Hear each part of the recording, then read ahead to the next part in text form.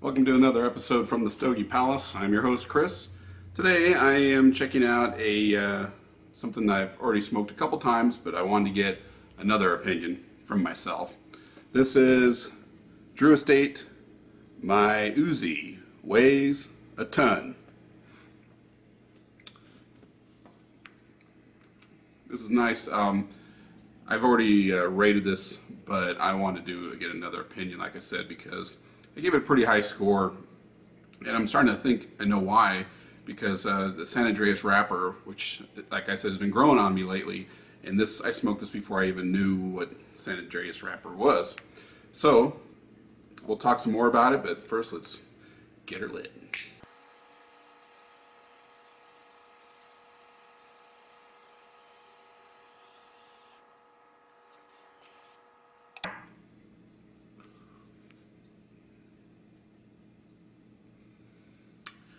Alright, well, right off the bat, and I don't think it's because I overheated it, because the flame really never was touching it.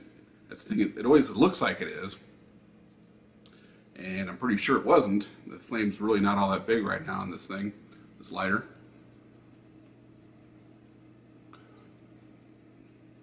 But the first puff there had a little bit of harshness to it, which made me think maybe I overheated it. The second one though, no.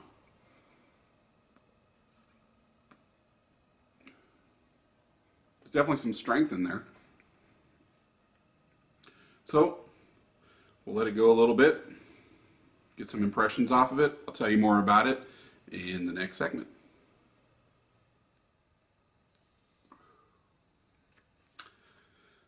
Ash hasn't come off yet. It's holding on real nicely.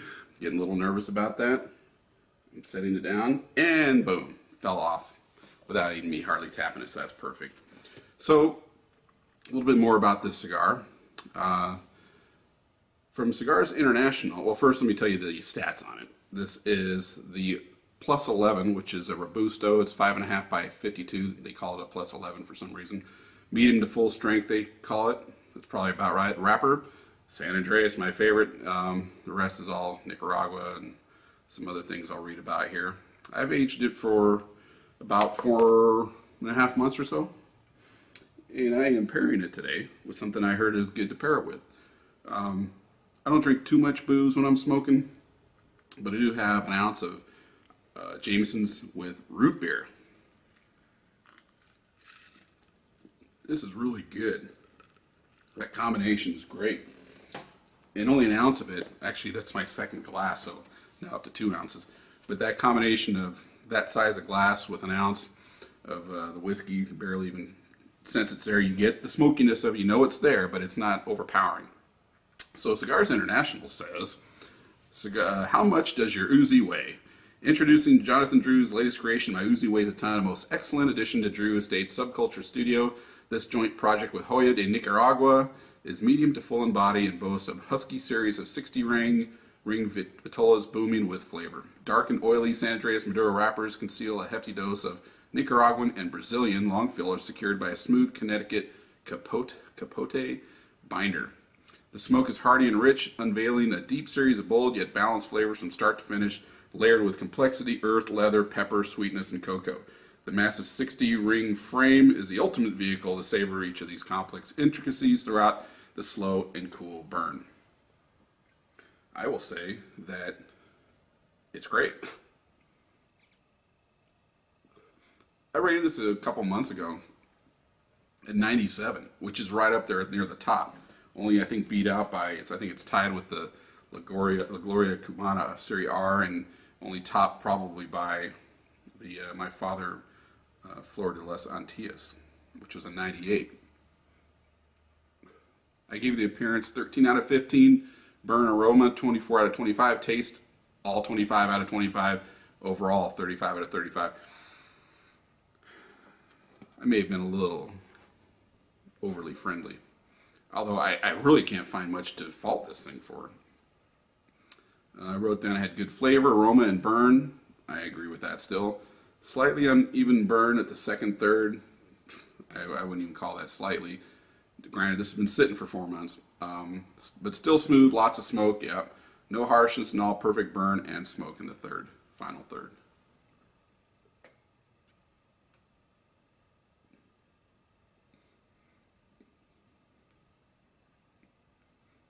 A little strong in the retro there, but acceptable. I think the only thing that I would mark this down for, and I've mentioned this before, is I don't really know if there's a whole lot of flavor shifts, complexity, I call it complexity, which is flavor shifts between the first, second, and third, final third. I think that was the one thing that I would maybe mark it down for. I didn't see anything to mark it down for on appearance. The band is pretty cool, big lettering there. Taste, it's pretty good. I mean, this root beer and Jameson's is helping it, I'm sure. Overall, it's pretty hard to give any cigar 35 out of 35, especially if you've marked it down a spot, you know, for burn, aroma, and appearance like I did earlier. So we'll have to revisit that. Maybe it'll end up with 97 again, doubting it. But it's definitely an enjoyable cigar. So the rest of this video I want to talk about, while I'm burning this down a little further, is cigar consolidation. Now, this is a good cigar to be smoking and talking about this, and that's the reason why I thought about the topic, was because of this brand, Drew Estate. They were recently bought out by Swisher International. Swisher, as you may know, make the Swisher Sweets and all their flavored cigarettes, cigarillos, I should say, cigars. And in a way, it's kind of a perfect match, because a lot of the Drew Estate cigars, like Acid, are infused, flavored. And to be honestly truthful with you, I tried Acid, didn't like it. The sweetness they put on there, I don't know what it is. What it is I don't like about it. It's more saccharine than sugary sweet. I didn't like it. It smelled like I was, and tasted like I was smoking potpourri. I tried the most popular ones too. End up trading them for that little Gloria Cubana Cigar. But we, you know, both made out. He wanted the Acid, and I wanted to try something else. I thought I was going to like the sweetened tips. I was wrong. Because when I first started smoking cigars 25 years ago, whatever, just like everybody else, and don't lie, I started out with the Swishers, and they already had either the wooden tip or the cut end. Didn't have to worry about cutting. They were smoke bombs, which I wanted to piss off cigarette smokers. It wasn't really for the enjoyment, except for the enjoyment of pissing off cigarette smokers. But then I moved on to bigger and better things. So I thought it was pretty funny when Swisher bought out Drew Estate. The only thing that's a shame is that it's too bad that they didn't buy out just the Acid line and the other infused and flavored cigars that Drew Estate makes. Because Drew Estate makes some other cigars like this that are not infused, brands that you hardcore smokers know and love as really, really top-notch good cigars. I could live without the Acid line. Doesn't matter to me what happens to them. But no, they took the whole thing lock, stock, and barrel. But it sounds like they're going to keep on Jonathan Drew and his people, and hopefully they keep making quality cigars, especially these non-infused ones, which are great. But another company that, when I got back into cigar smoking after 20 years, that I looked into, and I go, I like the concept of this. I don't want to buy from the big, massive cigar companies that own 20 brands. I wanted to buy this smaller family brand, and the brand that I found looking in that direction was Tarano. Lo and behold, 2 months later, they get gobbled up by General Cigar, one of the biggest, if not the biggest, cigar brands in the world. And unlike Drew Estate, it sounds like they're just going to make that company evaporate. Maybe the name will still be around. Maybe they'll still make the same cigars. It doesn't look like it. They've gotten rid of everybody, it sounds like, from Tarano. They've all moved on to other companies. That would be General Cigar, who their portfolio includes Macanudo, Punch, Partagas, Cohiba, Tarano now, CAO, La Gloria Cubana, Hoyo de Monterrey, Sancho Panza, White Owl, whole bunch of, that's not even scratching the surface, whole bunch more you may or not have heard of.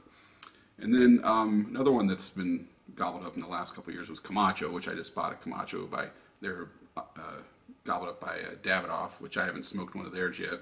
They're mostly mild, and I'm kind of getting away from the real mild ones. They just, to me, it's like smoking a paper bag, doesn't do it for me. The other big company out there is Altatis. They own H. Upmann, Monte Cristo, Romeo y Juliet, Te Amo, Backwoods, Dutch Masters, and a whole lot more.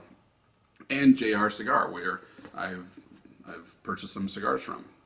So then there's a couple others. Well, one other really, Scandinavian Tobacco Group, and this all starts getting a little confusing because their minority partner is Swedish Match, who owns General Cigars. But Swedish Match owns Cigars International, who I've talked about plenty of times. Just read the description to you about this cigar and others. And Cigars International brands include Man of War, excuse me, Five Vegas, the former Cigar HC brand, which I've smoked all three of those. You can find out about this all over the web, but of course I like doing shout outs, and I'll do another one here for Cigar, the Cigar Authority, and they did a show on October 25th, 2014 called The Great Cigar Conspiracy. And they have some pretty interesting ideas about the future of all this consolidation that we may end up with. I think it's 5 or 7, 5 was it? I'll have to go listen to it again because it was a good show about, we're going to end up with is 5 brands basically, 5 companies. Altatis, General, Swisher being 3 of them, and then they named a couple others. Let me tell you what I think about that. So this is my personal take on this, regardless of all the other stuff that's been written about it. I know it's probably good for the industry. I don't like it. But since I like premium cigars, and I know they probably need to band together to stay afloat, and I know probably in the end it's probably keep cigar prices down. I don't know if the quality is going to stay as good. But I like it how cigar brands like Drew Estate and Tarania, which are no longer the case, these small upstarts, family companies, they're their own thing. They don't have all these big massive companies owning them. They're not a subsidiary. I like that. I hope that stays the same with some of the other companies out there, like Perdomo, for instance. I hope they're not gobbled up. I mean, I can see the attraction of getting bought out for lots of money by a big company and maybe even be able to stay on and steer the company.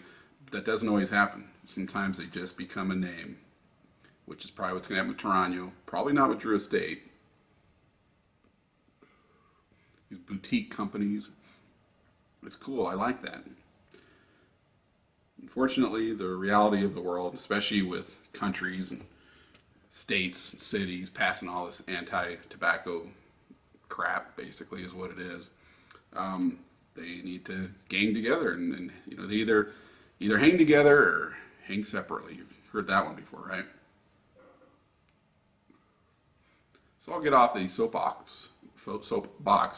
I almost said, which it is almost like a soap opera on this topic. Just something for you to think about.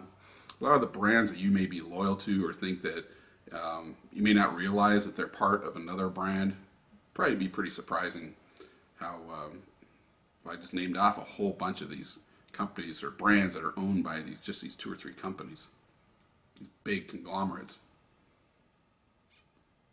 And then of course there's Cuba, which is the brands are owned by the country itself. There's a different situation. Definitely not interested in giving them any of my money. I strongly believe in voting with your pocketbook. I have no interest in giving a dime to Fidel Castro or his brother. Or any communists, or socialists, or dictators, totalitarians, all that stuff. So, let's keep smoking this thing, give you some more thoughts on it, but I gotta say, I'm not finding a whole lot not to like about this thing.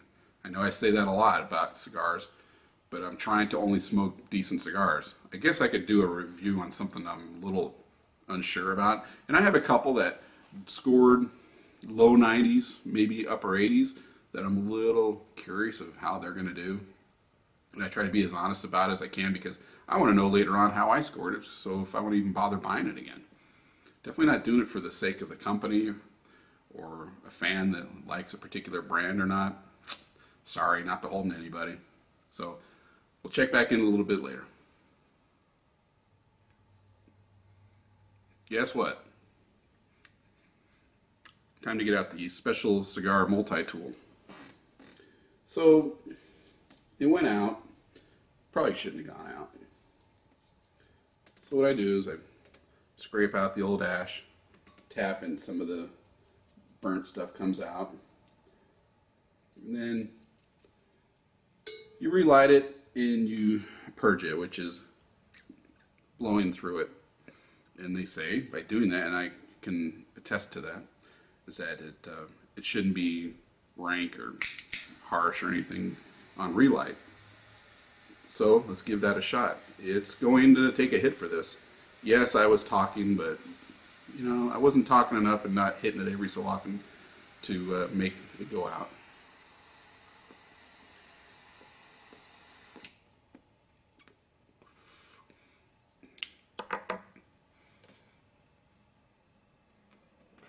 Always the danger of relighting or tapping the ash and having the cherry, you love the air quotes, the cherry exposed, is that it can get hotter, be a little harsher, but that doesn't seem to be a problem. Especially, you know, you tap out that old tarry ash that's in there, purge it, just blowing through it like this. Ooh.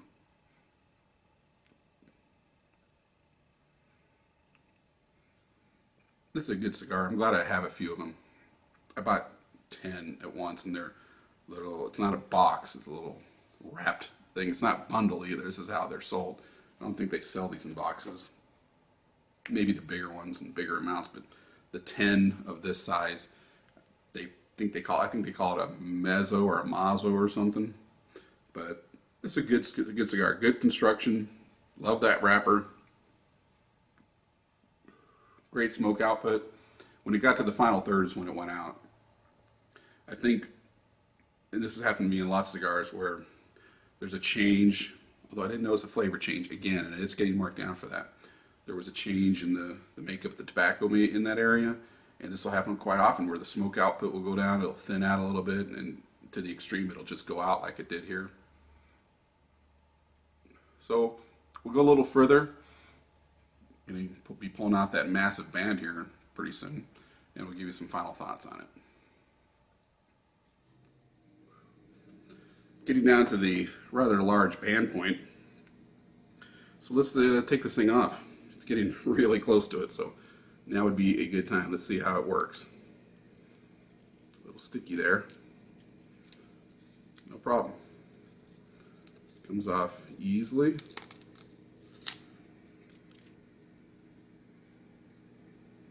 No damage done to the wrapper. So nice band as far as the adhesive on there. And flavor wise, I'm going to mark it down here because it's this final third not really as good as a first and second third. That relight, yeah, that's not a good thing. Overall enjoyment for me is not having to baby it. But when it's lit, and it's been lit most of the time, except for that one relight, it's putting off lots of smoke. It's feeling a little squishy here towards the end, getting a little warm.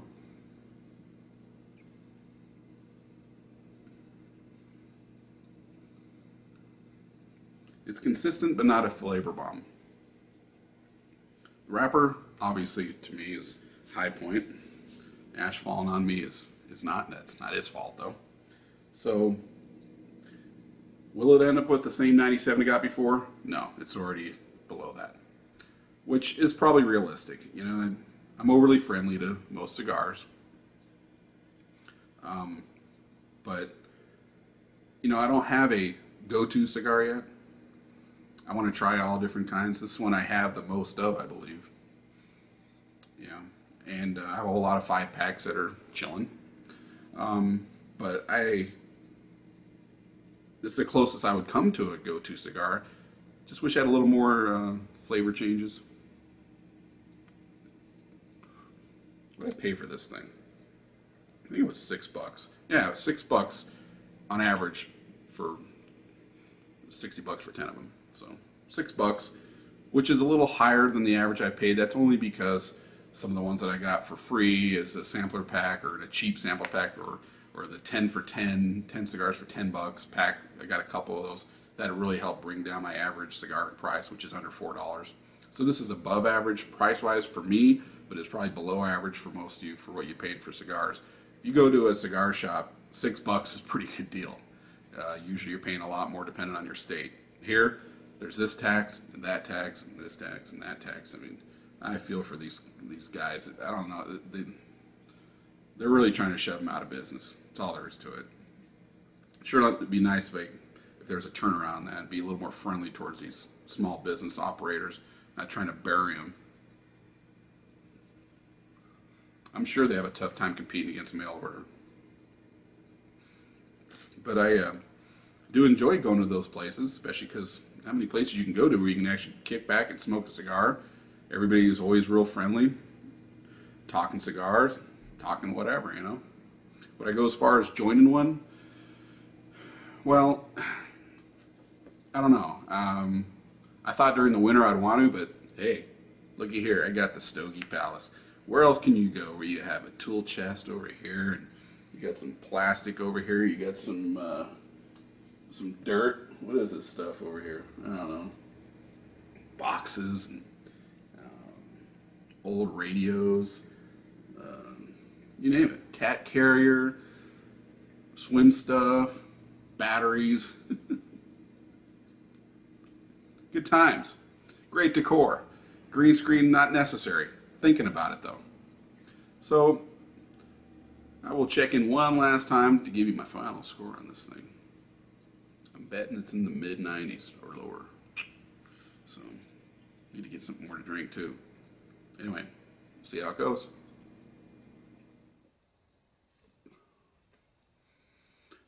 Well, I'm going to go ahead and end this review, cigar soon too. End up with a 93, which is quite a bit off from the 97 I gave it a couple months ago. But you know, I was still just beginning as far as my rating system. It's a good cigar though. I mean, what were my final thoughts on it? It was a good cigar, but not much in flavor changes, and tastes a little more ashy here towards the end. But top-notch construction for sure. Great draw, burn, and smoke output. Usually I notice aroma, and with all the smoke this one's putting off, I really didn't notice it, which is odd because I love this wrapper, the San Andreas, but it didn't really knock me out like some of the really nicer cigars did as far as the aroma. But 93 is still a pretty good score. You know, I'm sure that most people probably wouldn't even score it this high. But it's so well put together, and the draw and the smoke output are so good, it brings up the rest. Flavor-wise is probably where it takes the most hits, and yep, taste. 3 strikes. Overall, another 3 strikes. Burn, slant, aroma 1, only because of the aroma didn't really knock me out, didn't really get my attention. Feeling a little scratchiness on the throat. But anyway, that's well worth $6 for sure. Should I smoke this? I would say yes. I would recommend that you do. I will say I've tried my Uzi Weighs a Ton Kentucky fired version. Did not like it. I don't even know if I was rating cigars at that point as far as a point scale to put it in with all my others that I've rated. But if I did, I know it wasn't very high. Did not, and I had real high hopes for that one too. I like the idea of the smoky kind of flavor to it, barbecue, whatever it is. But it didn't. I saw a video for Cigar Time where they talked about it, and the girl on there hit it right on the head. And they're usually pretty honest with their opinions, even if the manufacturer is sitting right there with them. They'll say, I don't like this one at all. With them sitting right there, which is gutsy. I like that. I would like to go down to the Drew Estate factory down there, check out the tour. Looks pretty cool. Looks like they care about their customers. I like that. Looks like a good company. It's now, of course, part of Swisher, but, you know, so be it. So anyway, that's it for this. My Uzi weighs a ton, the plus 11 size, which is the Robusto, 5.5 by 52, which is a good size. For me anyway, medium to full. I don't sense any strength from this. I did the first time, but that might be me. And I did have 2 ounces of whiskey with this thing. So, aged for, like I said, over 4 months. Maybe that has tapered off some of the nicotine. The first time I smoked it, which was pretty close to right after I got it off the truck, yeah, it was a little stronger as far as the nicotine. I felt it for sure. Second time I remember feeling it then too. I don't feel it at all now. I don't know.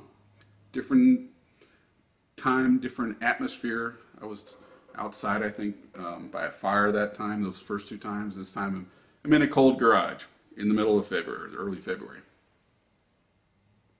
So, take that for what you will. I like it. Name's kind of cool. So, I can't wait to try some of the other Drew Estate cigars. I know some really good ones. Liga Privada, I think, is the other one. Herrera Steli, I think, is another one. No, I look forward to getting some more of those for sure. Because one thing I've heard for sure is their construction is really good, and I will agree with that. Their acid line, the construction was good on that too. It just wasn't my thing. Didn't do it for me. So, see you later. Watch all of the great, average, sometimes mediocre videos, and subscribe if you like them, or even if you don't.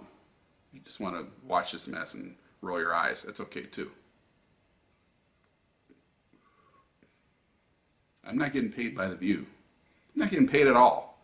Anyway, see you later. This is Chris checking out from the glamorous Stogie Palace. See you later.